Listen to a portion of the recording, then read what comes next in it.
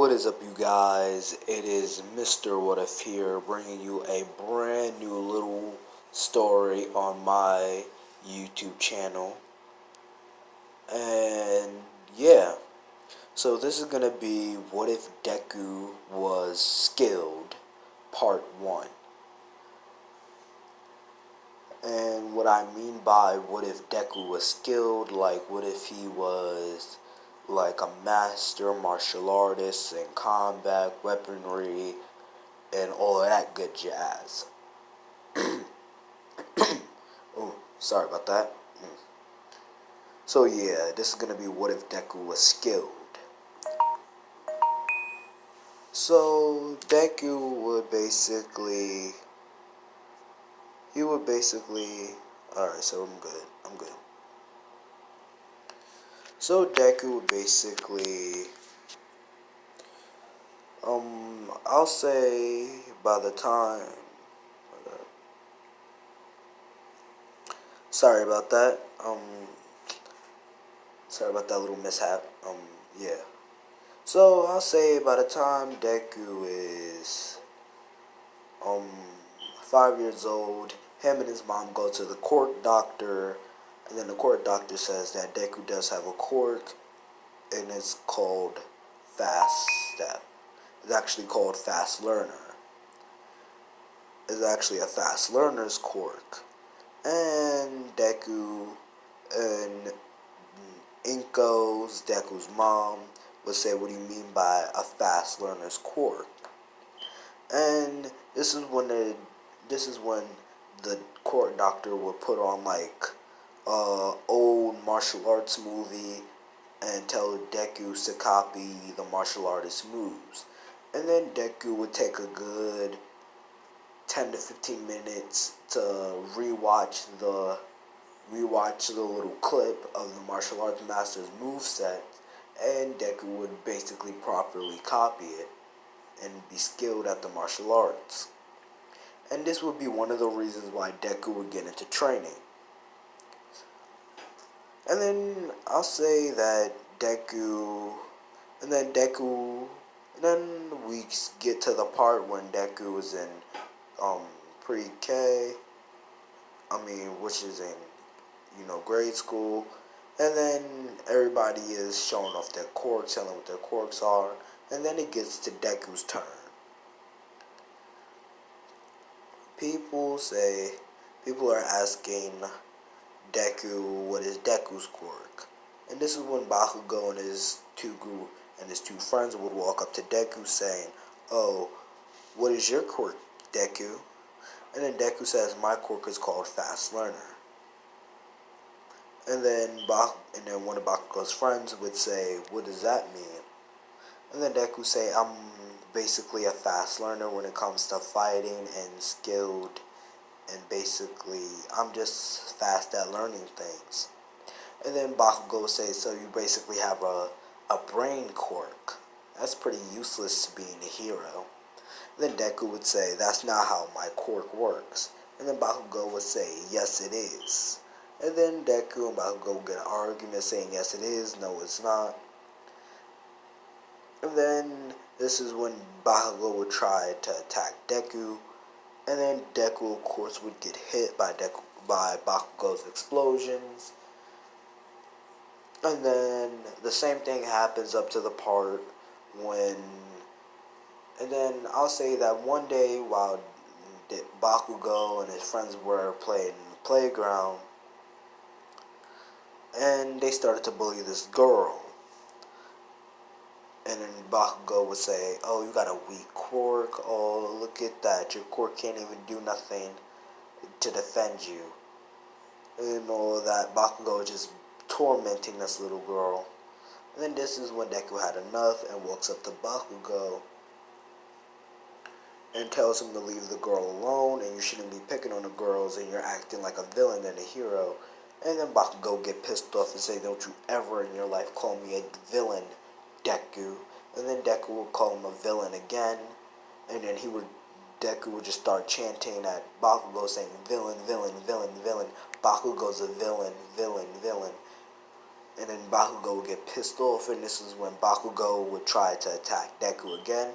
But since Deku has been beaten by Bakugo quite a few times, Deku is actually fast enough to move. I'll say that one of Deku's things with his quirk is that after a long period of time of studying and properly paying attention to like his opponents or his surrounding, he's able to adapt to it. So since he's been attacked by Bakugo a lot of times, he's adapt to what Bakugo's next move is. So Bakugo will go for his classic right hook. This is when Deku would easily dodge and then do a roundhouse and accidentally on instinct do a roundhouse kick to Bakugo's back, sending him quite flying a little bit into the sandbox.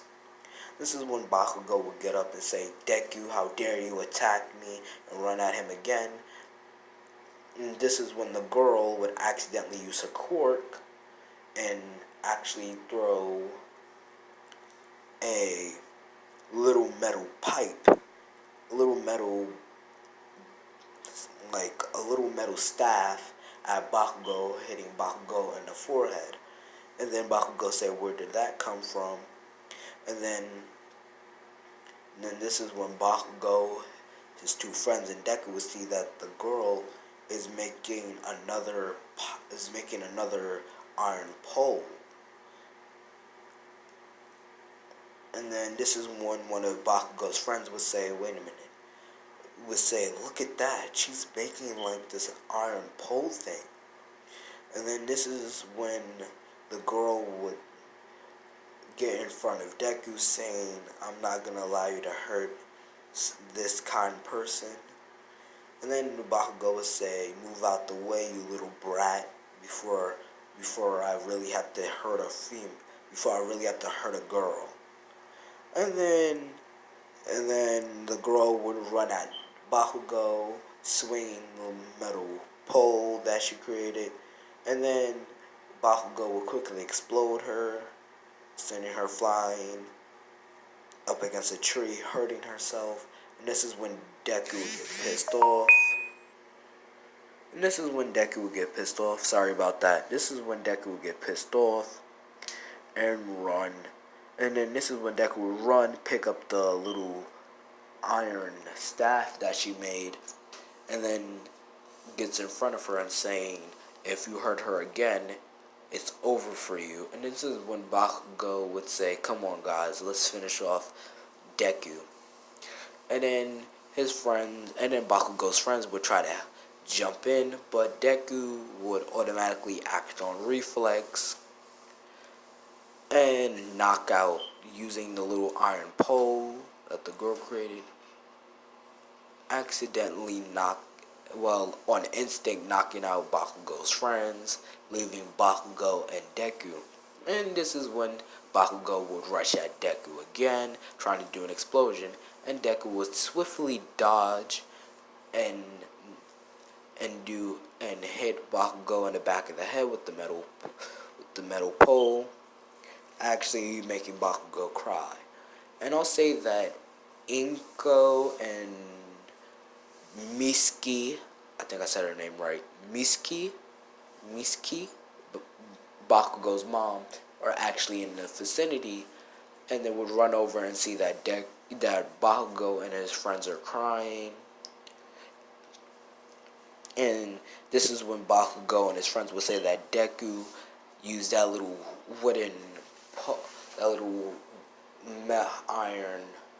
iron pole that he has in his hands and started attacking all three of us.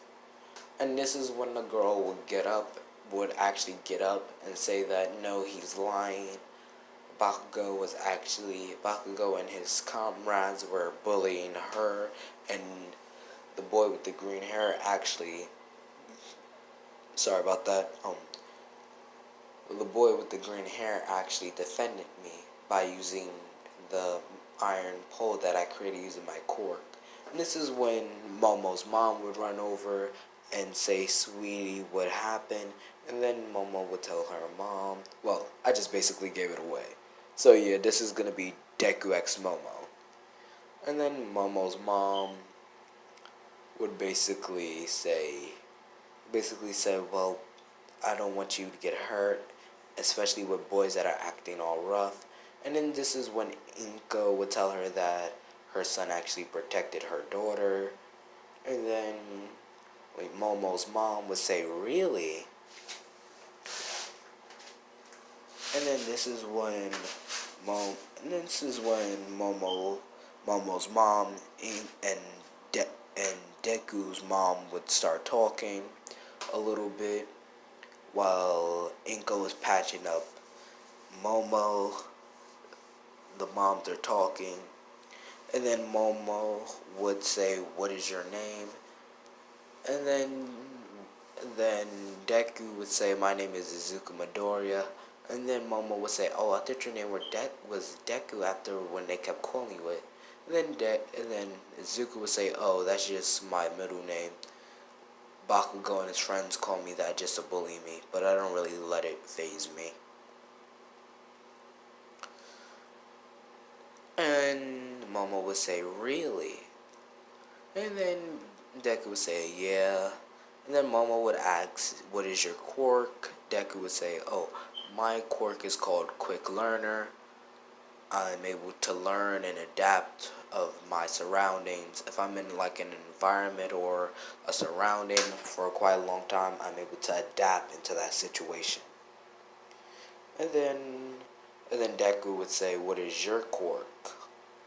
And then Momo would say, "Mine is creation. I'm able to create objects as long as I know the compound of it." And then Deku would say, "That's pretty much of a useful quirk." And then Deku would say, "Here's the metal, the iron, the iron pole that you created." And then Momo would say, "No, you hold on to it." And then Deku would say, "Are you sure it's yours?" And then Momo said, "Well, the way how you used it, you look like you knew what you were doing, so you could probably train with it." And then Deku would say, "Really? Jeez, thanks. Thanks a lot." And then I would say later during the time at the end of the day, Momo and her mom would have to leave. And this is when Deku would say to Momo before she leaves, "I hope we see each other again in the future, or hang out later or see each other again in the future." And Momo would say, "I would like that."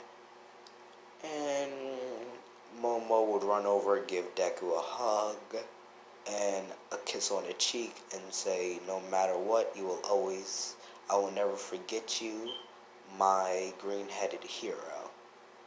And then this would make Deku blush a little bit and say, "Yeah, till we see each other again." And then while Momo and her mom were on the way back to their house, Momo's mom would say, "Do you like that little boy?" And then Momo would blush a little bit, would nod her head. And then Momo's mom would say, "Maybe when you two get older, you can probably marry him." And then Momo would blush, would turn red and say, "Mom, don't say that." And then Momo's mom would say, "Why not? You're very fond of the young man, of the young boy that's gonna become a man soon, so why not?"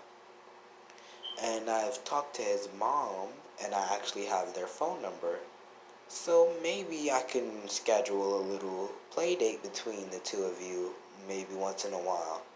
And then Momo would turn to her mom and say, "Yes, please."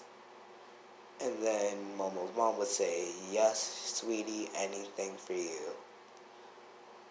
And go back to Deku's part, laying in his room holding the metal staff, the iron staff, and say, "No matter what, I will get stronger to protect her and everybody else, including and especially her. And I'll be ending it right here. So yeah, like, subscribe, comment down below on what should you guys comment this time. Comment down below on what is comment down below what is your favorite subject in school. So yeah, peace, fam.